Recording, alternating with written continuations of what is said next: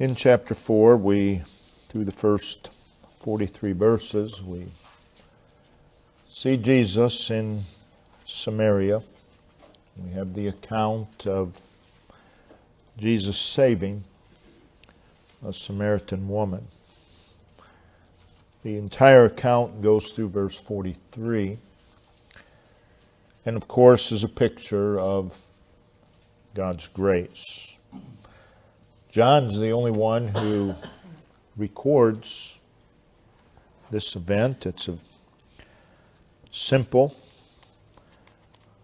yet profound, deeply profound account. You could divide it into three sections. In verses 1 through 4, you have the occasion of Jesus going into Samaria. Verses 5 through 26, you have recorded the conversation between Jesus and this Samaritan woman. And then in verses 27 through 42, you have the record of the results of this conversation between Jesus and this woman. And the account closes in verse 43 with Jesus leaving Samaria after he had spent 2 days there, and he heads out to Galilee. So let's begin reading with verse 3, and we'll read through verse 30.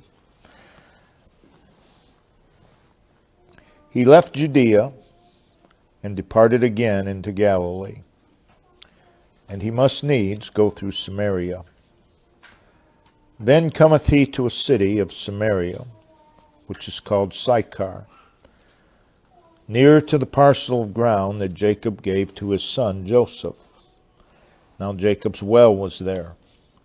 Jesus therefore, being wearied with his journey, sat thus on the well, and was about the 6th hour. There cometh a woman of Samaria to draw water. Jesus said unto her, Give me to drink. For his disciples were gone away into the city to buy meat. Then said the woman of Samaria unto him, How is it that thou, being a Jew, askest drink of me, which am a woman of Samaria? For the Jews have no dealings with the Samaritans. Jesus answered and said unto her, If thou knewest the gift of God, and who it is that saith to thee, Give me to drink, thou wouldest have asked of him, and he would have given thee living water. The woman said unto him, Sir, thou hast nothing to draw with, and the well is deep.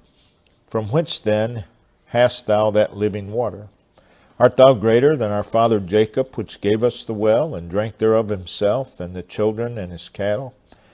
Jesus answered and said unto her, Whosoever drinketh of this water, the water in the well of Jacob, shall thirst again. But whosoever drinketh of the water that I shall give him shall never thirst. But the water that I shall give him shall be in him a well of water springing up into everlasting life. The woman said unto him, Sir, give me this water, that I may not neither come hither to draw. Jesus said unto her, Go call thy husband, and come hither. The woman answered and said, I have no husband. Jesus said unto her, Thou hast well said, I have no husband. For thou hast had 5 husbands, and he whom thou now hast is not thy husband. In that sayest thou truly. The woman said unto him, Sir, I perceive that thou art a prophet. Our fathers worshipped in this mountain, and ye say that in Jerusalem is the place where men ought to worship. Jesus said unto her, Woman, believe me, the hour cometh, when ye shall neither in this mountain, nor yet at Jerusalem worship the Father. Ye worship ye know not what. We know what we worship, for salvation is of the Jews. But the hour cometh, and now is, when the true worshippers shall worship the Father in spirit and in truth, for the Father seeketh such to worship him. God is a spirit. They that worship him must worship him in spirit and in truth. The woman said unto him, I know that Messiah cometh, which is called Christ. When he is come, he will tell us all things. Jesus said unto her, I that speak unto thee am he. And upon this came his disciples, and marveled that he talked with this woman. Yet no man said, What seekest thou? Why talkest with her? The woman then left her water pot, and went her way into the city, and saith to the men, Come see a man, which told me all things that ever I did. Is not this the Christ? Then they that went out of the city, and came unto him. So our text begins with Jesus leaving Judea for Galilee. In verses 4 and 5, we see in doing so, he would go through Samaria, which is a very significant and marvelous statement. And he arrives in Sychar, which is a city of Samaria. And we are told in verse 5 that this was near the parcel of ground that Jacob gave to his son Joseph. And in verse 6 that Jacob's well was there. And Jesus, being wearied with his journey, sat thus on the well, and it was about the 6th hour, or about noon. In verse 7 we read, There cometh a woman of Samaria to draw water. And Jesus would initiate a conversation with her. And again, this is recorded through verse 26, this conversation. But what we read here is much more than a conversation between Jesus and this woman. What we have here is the record of Jesus saving the soul of this Samaritan woman. What we have here is an example, an illustration of the amazing grace of God, the absolute sovereignty of God in saving sinners. We have an illustration of Christ's willingness to save and to receive sinners. What is recorded here is the fact that salvation is not limited by social or ethnic boundaries set by man, nor by human prejudice. What is recorded here illustrates the wonderful truth of Isaiah 65, verse 1. I am found of those that sought me not. And we have an example of such. So our subject is simply the salvation of a Samaritan woman. Now it's interesting because what we read here immediately follows John's description of Jesus having another personal encounter with a man named Nicodemus in John chapter 3. And if you compare the two accounts, or draw a contrast between the two accounts, there's a lot of instruction regarding the salvation of sinners. For example, in John chapter 3, Jesus is dealing with a man. In our text, he's dealing with a woman. In John chapter 3, the person is named. In our text, the person is unnamed. In John chapter 3, Jesus is dealing with a man who held a lofty position. And in our text, he's dealing with someone who is very lowly. In John 3, Jesus is dealing with a Jew. In our text, he's dealing with a Samaritan.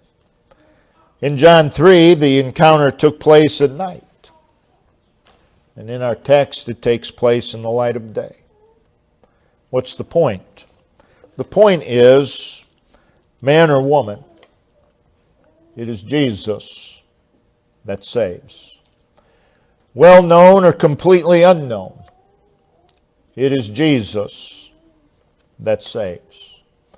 whether socially elevated or at the bottom of the ladder. It is Jesus that saves. Regardless of ethnicity, it is Jesus that saves. Whether it be day or night, it is Jesus that saves. So in the account before us, there is hope for the sinner. But it also serves as a wonderful reminder of our own salvation experience. Jesus, just as it is in our text, there was a time, a specific time, a specific place when we savingly met Jesus Christ. And that must always be so. So let's look at Jesus and this Samaritan woman as they meet. First of all, Jesus goes to Samaria. We read in verse 3 that Jesus had left Judea. He's headed toward Galilee. And in verse 4, there's this statement. He must needs go through Samaria. That's a marvelous statement. Now, if you were just to look at a map, there's nothing marvelous about that statement. There's Galilee to the north. There's Judea to the south. And in between the two is Samaria. So, just simply looking at a map, the easiest and quickest way to get to Galilee from Judea was to go north, right through Samaria. He must needs go through Samaria. So just looking at a map, that seems to be a very obvious statement. But it isn't. This needs be was not a geographical one. Geographically, it was the straight and most direct way through Samaria. But it wasn't the usual way for the Jew. The usual way for the Jew was to bypass Samaria. You can look at a map in the back of your Bible, but they would go east. They would cross the Jordan River, which would bring them into the region of Perea. And then from there they would go north. They would again cross the Jordan River. And for the Jew, though this was much more difficult, and though it is very much out of the way, it meant one thing. We don't have to go through Samaria. We don't have to see the Samaritans. So the Jews would take this longer and more difficult route. The reason there was a bitter hatred between the Jews and the Samaritans. There were two main causes for this hatred on the Jews' part. One was ethnic. The Samaritans were half Jews.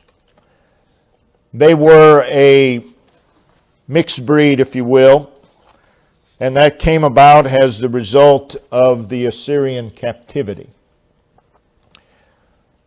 which involved interracial marriages, and therefore you have these Samaritans, half Jew, half Assyrian. And the other was religious. The Samaritans worshipped in Mount Gerizim, and the Jews in Jerusalem. So the Jews viewed the Samaritans as half-breed heretics. That's how they thought of a Samaritan. To understand the animosity between the Jews and the Samaritans, think of the Bosnians and the Serbs, or the Palestinians and the Israelis. Those people are always fighting. Never is there peace. Bitter hatred. But we read that Jesus must needs go through Samaria. The reason, the chief reason, was there were Samaritans in Samaria whom the Father had given to Jesus Christ from eternity to save. And I believe that's the main reason that he must needs go through Samaria. And I'm glad that there's a needs be that Jesus come where you and I were. But I also believe that he must go through Samaria to reprove the prejudice and the hatred. By Jesus going through Samaria, he was rebuking the prejudice, and he was rebuking the hatred. The apostles even asked, "Why talkest thou with her?" Or they at least thought it. Didn't matter to him. Didn't matter to him that others did not go through Samaria. Did not matter to him that others would not even speak to this woman. By Jesus going through Samaria, he is showing the inclusiveness of his mission for all ethnicities and all religions. In verse 5, then cometh he to a city of Samaria, which is called Sychar. In verse 6, we see him sitting on a well. From verse 8, we learn that the apostles had gone into the city to buy food. That is the city of Sychar. He's just on the outside of the city. Why did they do that? We say, well, they were hungry. Well, that's obvious. But the real reason was so that Jesus and this woman would have a one-on-one encounter. We're also told that it's about the 6th hour, about noon. And there he is, sitting on the well, one and only Savior of guilty, ungodly, wicked sinners. Sitting on a particular well, at a particular time, waiting for a particular sinner. And there he sits. He has the life that every dead sinner needs. He has the pardon. He has the nearness that every alienated sinner needs. In him is the justification that every condemned sinner needs. In him is the cleansing that every filthy sinner needs. In him is the liberty that every enslaved sinner needs. In him is the acceptance that every unacceptable sinner needs. So there he sits, and he's waiting. He's waiting for a particular person. He who sits at that well, he knows everything about this person. And he knows that she's going to come to where he is. He knows the precise second that she's going to arrive. He knows what she's going to do. More importantly, he knows what he's going to do. In the account, we see that Jesus is greater than geography. Well, I would never go to such and such a place. Well, maybe you wouldn't, I wouldn't. But thank God Jesus would. Jesus is greater than race. Well, I'm not going to talk to such and such a race. Well, maybe you wouldn't. But thank God Jesus does. It shows us that Jesus is greater than class. He's greater than gender. He's greater than religious tradition. Oh, I'm not going to talk to people of that religion. They're crazy. They don't know anything. Well, maybe they don't. But aren't you glad that Jesus will go to them? So Jesus is at this well. Next, we're told that a woman of Samaria comes to where Jesus is. We read in verse 7, there cometh a woman of Samaria. Here she comes.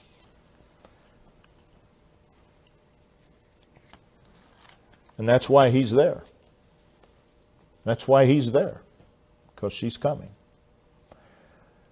Though she does not know it, she has a divine appointment with the Son of God. She doesn't know it, but he does. When she got there, he was there. He was there. She comes to this particular well, we're told, around noon, which was not the usual time of day. It was usually the women that came to draw water. It was not the usual time of day that women would draw water. It was usually in the cooler hours of the morning or the evening. She's alone. The custom was to come with friends to draw water. In fact, it was somewhat of a social occasion, the women going to the well to draw water. She came at noon, and she's alone. Now, many have speculated the reason she came at noon and the reason she's alone is because she was so immoral that the other women of the city had excluded her from their company. And the reason she came at noon was because she was an object of scorn and there wouldn't be people out at that time. It was unlikely that she would meet anyone at the well at noon. And there may be some truth in all of that, but that's mere speculation. The real reason that she came to that well at noon, and the real reason that she came alone, was because this was the appointed time and place that she would meet the Savior. That's the real reason. It was the fixed hour in which Jesus would save her soul. And just reading it, though it appears to be a chance meeting, it's anything but. It was God's eternal purpose. So there cometh a woman of Samaria. Jesus is there, and she comes. She's not a real young woman. How do you know that? Well, she's had 5 husbands. And more than likely, that's over quite a span of time. Well, she'd been divorced and remarried 5 times. That doesn't say that. She had 5 husbands. Well, they might have all died. It doesn't say anything about divorce. Again, people make a lot of speculations. There cometh a woman of Samaria. Jesus is there, and here she comes. We know she's a sinner. We know she's unrighteous. She's guilty. She's ungodly. She's a rebel against God. How do we know that? Because we all are.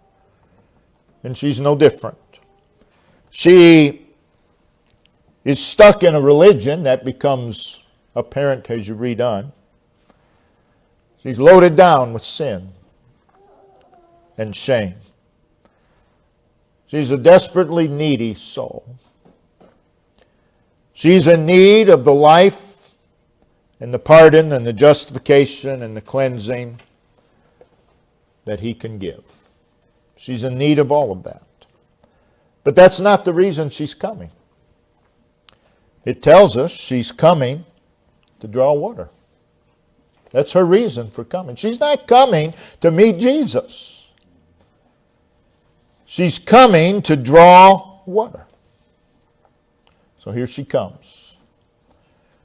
A woman of ill repute, carrying her water pot to Jacob's well. Her intent is to draw the water, take it back home for cooking, drinking, washing. To draw water was her objective. To draw water was her focus. So here she comes. She knows not Christ. She knows not her need of Christ. She has no thoughts of Christ. Her thoughts are to draw water and go home. But the one sitting upon that well, he knew everything about her. She knows nothing of him, but he knows everything about her.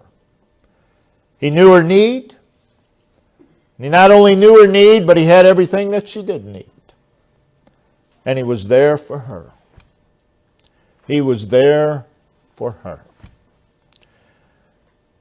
So let's look at what transpired at the well. So she arrives, and Christ initiates a conversation with her. By the providence of God, Christ and this woman are now in the same place. He's there to save her soul. She's there to draw water. Which purpose will come to fruition? His. In verse 7, Jesus said unto her, and he did so with a purpose. He said, give me to drink. Give me to drink. Jesus spoke first. Had he not done so, she would have drawn the water and been on her way. Never knowing who was that man at the well. She would have never known. But Jesus initiated a conversation that would result in her salvation. Jesus said unto her, give me to drink. By making that request, he immediately draws attention to himself. Give me. Give me. The request surprised this woman. We see this in verse 9. Then said the woman of Samaria unto him, how is it that thou being a Jew? So she recognized, this isn't racist, to recognize that somebody is different. She recognized that he was a Jew. How did she know that? Well, probably by his speech, his dress, but she could see there was a difference. There's nothing wrong with noting a difference. So she knew, how is it that thou, being a Jew, askest drink of me, which am a woman? And not only a woman, but a woman of Samaria. For the Jews have no dealings with the Samaritans.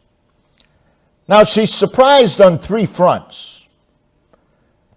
Number one, that a Jew would speak to a Samaritan. That surprised her. Number two, that a man would speak to a woman. And number three, that a Jew would be willing to drink from a Samaritan's cup. She's shocked. Simple request, and she's shocked because she knew of the animosity between the Jews that the Jews had toward the Samaritans. And again, she could perceive by either his dress or his speech or both that he was a Jew. So she thinks it's very strange that he would ask of a favor from a Samaritan.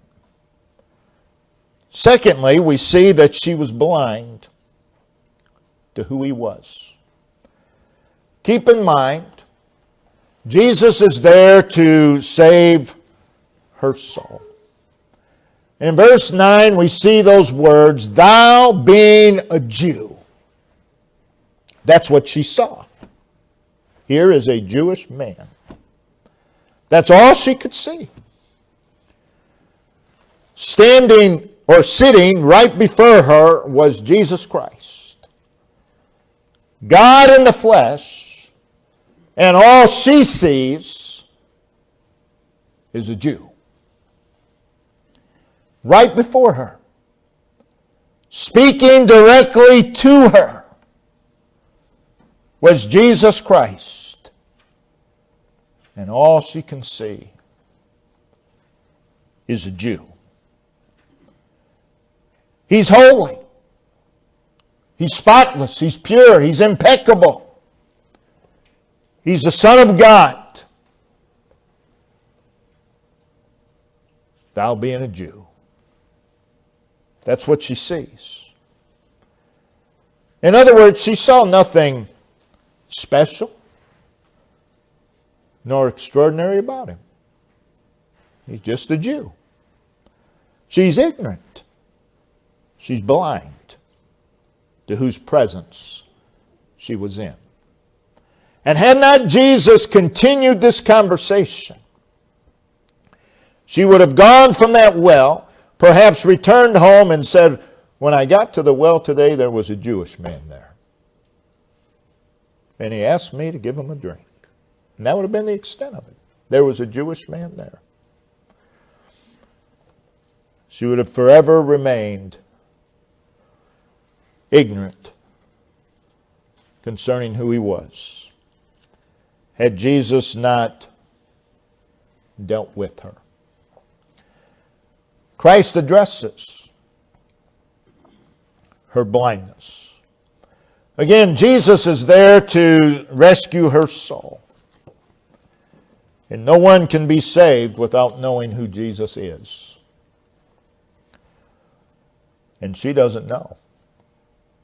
He's just a Jew.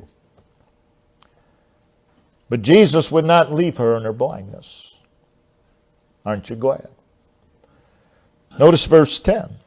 Jesus answered and said unto her, if thou knewest, implying that she doesn't know and she's ignorant. If thou knewest the gift of God and who it is. So she's ignorant of two things. She's ignorant of the gift of God. She's ignorant of who she's talking to. And who it is that saith to thee, give me to drink. If you knew these things, thou wouldst asked of him, and he would have given thee living water.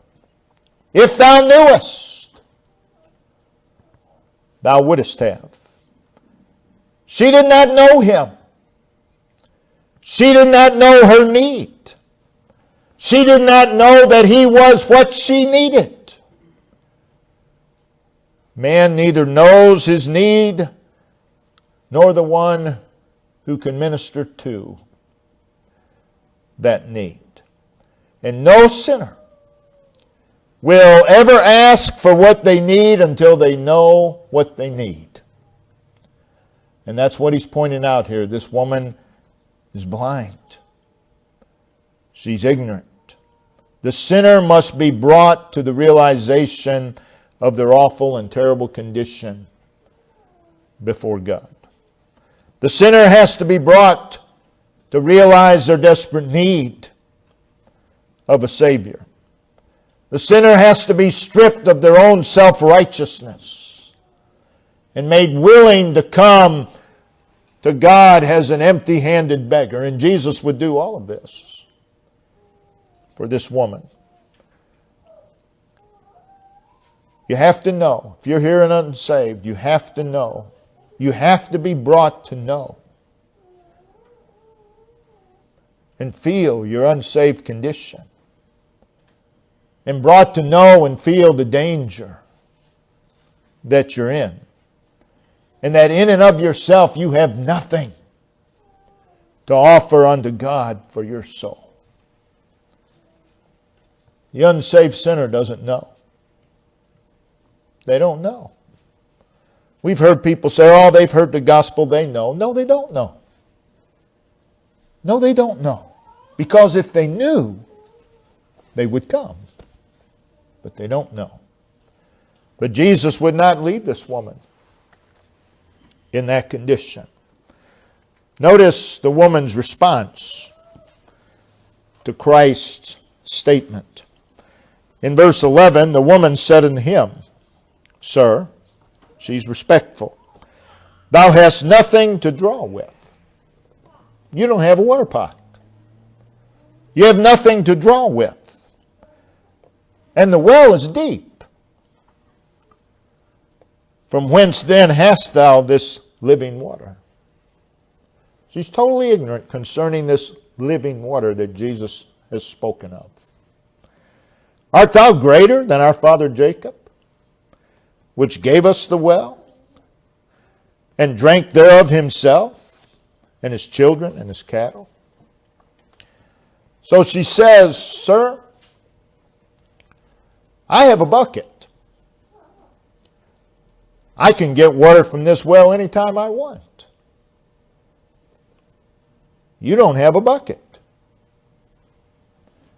Jacob gave us this well. You think you're greater than Jacob?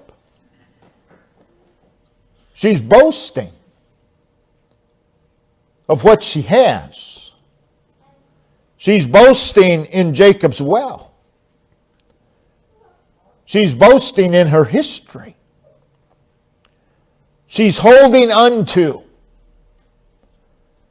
what she has. She's holding unto what she knew and thought would satisfy her. Why? Because that's what the unsaved sinner does. They find something to place their confidence in. Something that satisfies them. And they hold on to it. And she would have continued to hold on to it had not Jesus continued. Jesus declares the utter vanity of earthly things in regard to salvation. She has boasted in Jacob's well, and Jesus says in verse 13, Whosoever drinketh of this water, no doubt pointing to the well, shall thirst again. What the soul needs is too deep to be quenched by the wells of the world. Jesus declares where real satisfaction of soul is found in verse 14. And then the woman manifests that she still does not understand. In verse 15, the woman said unto him, Sir, give me this water. That is the water that you're talking about. That I thirst not, neither come hither to draw. So in her mind, she's thinking, this man can give me water, And I'll never have to come to this well again. I'll never have to carry this bucket from the city to this well again. She's thinking in the physical realm. She doesn't understand anything that he has said. Jesus then confronts her sin. She's a woman with a tainted life, not unlike any other sinner. In verse 16 through 18, Jesus brings her face to face with her sin. Jesus said unto her, Go call thy husband and come hither. The woman said, I have no husband. Jesus said unto her, Thou hast well said, I have no husband. Thou hast had 5 husbands. I don't know, he may have named every one of them right then. You've had 5. He whom thou now hast, he may have given his name, is not thy husband. She's living with a man outside of wedlock. He confronts her with her sin. He confronts her with her sinful lifestyle, her immoral behavior, her guilt. And then she did what almost all sinners will do when confronted with their sins. Verses 19 and 20, she changed the subject. The woman said unto him, Sir, I perceive thou art a prophet. And then she went on to worship. Didn't want to talk about her sin. She changes the subject. And she tries to soothe her conscience by talking about her religion. That's what the sinner will do when confronted with their sin. And she wants to know. She asks him a question. Well, which mountain is the right one to worship in? The Jews say Jerusalem is the place to worship. We, the Samaritans, we worship in Mount Gerizim. Which is right. And if you read on there, you see Jesus does not bother debating her. Be careful of the debates you enter into with a lost sinner. They're fruitless. There's no point. You just played into the trap of Satan. You're telling somebody about the Lord and they say, well, which church is the right church? And boy, off you go. It doesn't mean a thing to them. You've been sidetracked. You're talking to them about something that does not matter. They need to be saved. Stay in the subject. They're experts. And God's people fall into the trap time and time again, getting off the subject. Now, as you read on, you see that she knew Bible history. She knew religious dogma. She knew what her religion believed. She knew that the Messiah would come. Didn't realize she was talking to him. So her religion and her worship is a refuge. And the unsaved sinner will not come to Christ until every false refuge is destroyed. And every unsaved sinner, I don't care who it is, has a refuge. They have a refuge. Verses 21 through 24, Jesus takes away any hope that she had in religion. In verse 26, Jesus reveals himself. She has said, we know the Messiah is coming. Jesus said unto her, I that speak unto thee am. And I believe right then and there, Jesus revealed himself to her. And I believe right then and there, she saw Jesus in his majesty. She no longer sees just a Jew. She saw Jesus in his splendor and his glory. Up to this point, she saw merely a Jew. Up to this point, she saw no beauty in him. But now she sees Jesus for who he is. the one and only Savior of sinners. And it was at this point that he saved her soul. Sometime between verses 26 and 27, she was gloriously saved. Verse 27, the disciples return, and they just marvel that Jesus talked with the woman. Couldn't believe it. They wouldn't have done it. They would not have. But Jesus did. Yet no man said, "What seekest thou?" or "Why talkest with her?" They were thinking it. Why is he talking to this woman of Samaria? Why is he talking with a Samaritan? So the woman then, verse 28, left her water pot and went her way into the city. But she's not the same as she was when she headed out to the well. Everything's different. She's been washed. She's been forgiven. She's been justified. She's been delivered and changed. She's been saved. And her walk back to the city was quite different than her walk from the city to the well. She left her water pot. Her intent was to bring water back home. She's not bringing water from Jacob's well back home. But the water of life is springing up in her soul. In her heart, there is joy, there is excitement, there is love, there is passion.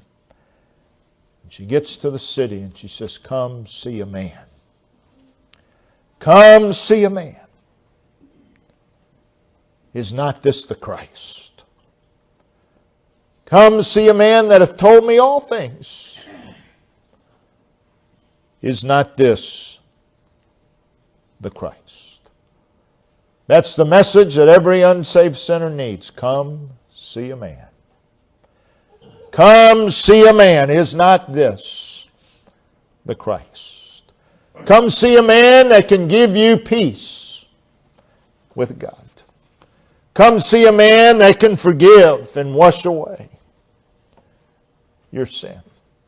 Come see a man that can save your soul and change you completely. It was the Lord's work that brought her from "Thou being a Jew" to "Is not this the Christ?" Quite a difference. And anyone who's ever been saved, or ever will be saved, must and shall be saved by God's work and not their own works. By God's will, not their own will, and by God's doing, and not their own doing. So again, in closing, back in verse 9, this woman of Samaria was quite surprised, struck with amazement and wonder